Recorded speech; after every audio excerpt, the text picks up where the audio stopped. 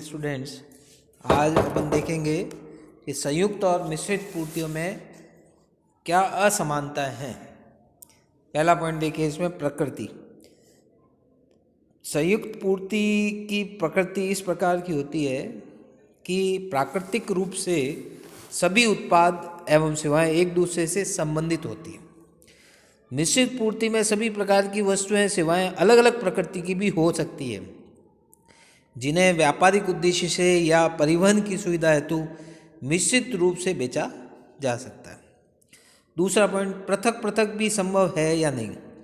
संयुक्त पूर्ति में सम्मिलित वस्तुएं या सेवाएं इस प्रकार की होती है कि उनको पृथक पृथक पूर्ति नहीं किया जा सकती है।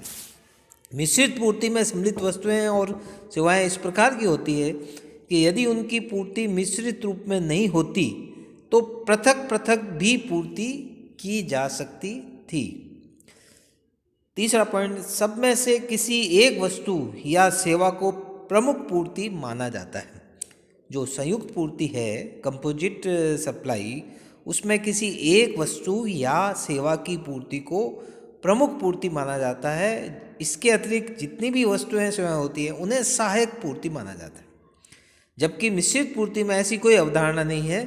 सभी वस्तुएं सेवाएं या इनमें से कुछ प्रमुख पूर्ति हो सकती है या फिर सभी सहायक भी हो सकती है। चौथा पॉइंट, पूर्ति का उद्देश्य किसी एक वस्तु या सेवा की पूर्ति करना होता है। संयुक्त पूर्ति में किसी एक वस्तु या सेवा की पूर्ति करने का उद्देश्य होता है, जबकि अन्य वस्तुओं और सेवाओं की पूर्ति उसकी सहायक पूर्ति के रूप में होती है। लेकिन जब मिश्रित पूर्ति होती है तो मिश्रित पूर्ति में जितनी वस्तुएं या सेवाएं होती हैं उन सभी को या उनमें से अधिकांश को विक्रय करने का उद्देश्य होता है, सेपरेट। पांचवा, कर की दर। संयुक्त पूर्ति में जितनी भी वस्तुएं सेवाएं होती हैं उनमें से केवल प्रमुख पूर्ति पर कर की दर को ध्यान में रखकर संयुक्त पूर्ति की कुल राशि पर इसी दर से कर लगाया जाता है। यानी जो मेन सप्लाई है, जो प्रिंसिपल सप्लाई है, उसी के रेट के आधार पर कर की गणना की जाती है। मिश्रित पूर्ति में जितनी भी वस्तुएं सेवाएं होती हैं उनमें से प्रत्येक के लिए कर की दर ज्ञात की जाती है और उसमें से जिस वस्तु या सेवा की कर सबसे अधिक होगी वही दर निश्चित पूर्ति के कुल मूल्य पर लागू होगी, चाहे वह गौण वस्तु हो या सेवा हो। इस तरह से ये जो डिफरेंस है इन दोनों में अपने को ज्ञात हुआ। अब नेक्स्ट देखिए, आवक और जावक पूर्ति से क्या मतलब है। इनवर्ड और आउटवर्ड। जब माल क्रय किया जाता है या सेवाएं प्राप्त की जाती है उसे आवक पूर्ति कहते हैं, और जब माल बेचा जाता है या सेवाएं प्रदान की जाती है उसे जावक पूर्ति कहते हैं। इनवर्ड और आउटवर्ड सप्लाई। यदि प्रदान कार्यालय द्वारा शाखा को माल भेजा जाए तो यह शाखा के लिए आवक पूर्ति है और प्रदान कार्यालय के लिए जावक पूर्ति होगी। इसके विपरीत यदि शाखा द्वारा प्रदान कार्यालय को माल लौटाया जाता है तो यह प्रदान कार्यालय की आवक पूर्ति होगी और शाखा के लिए जावक पूर्ति होगी। आवक और जावक पूर्ति की वो अपन परिभाषा के रूप में देखें तो धारा 267 के अनुसार आवक पूर्ति से किसी व्यक्ति के संबंध में आवक पूर्ति का अर्थ माल या सेवाओं या दोनों की प्राप्ति से है, जो क्रय करने से, अधिग्रहण से या किसी अन्य प्रकार से हुई हो, चाहे वह प्रतिफल के बदले हो या बिना प्रतिफल के बदले हो। सामान्यतः आवक पूर्ति कर बिल के साथ होती है। बिल में उल्लेखित कर का भार क्रेता का होता है, परंतु आवक पूर्ति प्रदान करने वाले व्यक्ति इस कर को सरकारी खाने में जमा कराता है। यदि आवक पूर्ति कर मुक्त है या शून्य कर पूर्ति है तो आवक पूर्ति में कर जुड़कर नहीं आता है। यह तब भी होता है जब कंपोजिट डीलर से पूर्ति प्राप्त होती है। नेक्स्ट देखिए, यदि अपंजीकृत व्यक्ति से माल खरीदा है या अन्य परिस्थितियां हैं या विशेष प्रकार का माल है तो क्रेता को उस पर विपरीत कर का भुगतान करना होगा। आवक पूर्ति में जुड़े कर और विशेष पूर्ति में चुकाए गए विपरीत कर की निवेश कर जमा मिलती है। अब आइए जावक पूर्ति।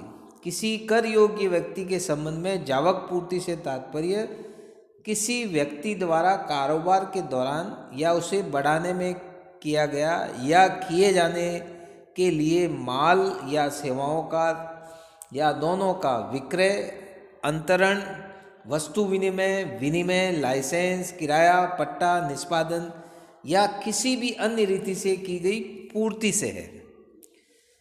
इसका मतलब ये हुआ कि इसकी क्या विशेषताएं होगी। जावक पूर्ति पर पंजीकृत व्यक्ति क्रेता से कर वसूल करके सरकारी खाने में जमा कराता है। जावक पूर्ति पर कर जमा कराने से पहले उसे आवक पूर्ति पर कर या विपरीत कर के रूप में चुकाए गए कर के लिए निवेश कर जमा का समायोजन करने का अवसर मिलता है।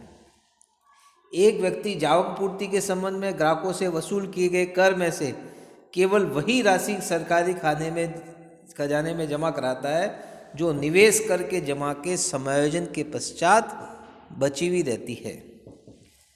पूर्ति के जो अन्य प्रकार हैं अगर उनको देखें तो ये आवक और जावक पूर्ति के अलावा माल की पूर्ति या सेवाओं की पूर्ति, पंजीकृत एवं अपंजीकृत व्यापारियों को पूर्ति, राज्य के भीतर और अंतर्राज्यीय पूर्ति, आयात निर्यात के दौरान पूर्ति, विपरीत कर और फॉरवर्ड योजना में पूर्ति, कंपोजिशन एवं सामान्य योजना में पूर्ति, इन सभी का अलग अलग जगह अपन ने उसका पहले से इसको देख चुके हैं।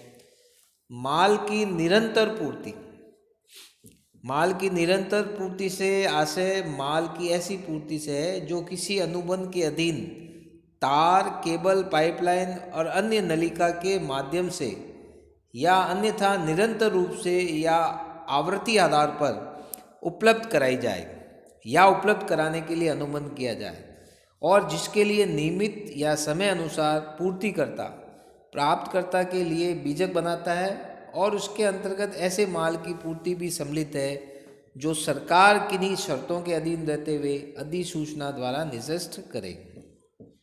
सेवाओं की निरंतर पूर्ति, सेवाओं की निरंतर पूर्ति से आशय सेवाओं की ऐसी पूर्ति से है जो किसी अनुबंध के अधीन निश्चित समय अंतराल पर भुगतान की बाध्यता के साथ 3 मास से अधिक अवधि के लिए निरंतर रूप से या आवृत्ति आधार पर उपलब्ध कराई जाए या उपलब्ध कराने के लिए अनुबंध किया जाए।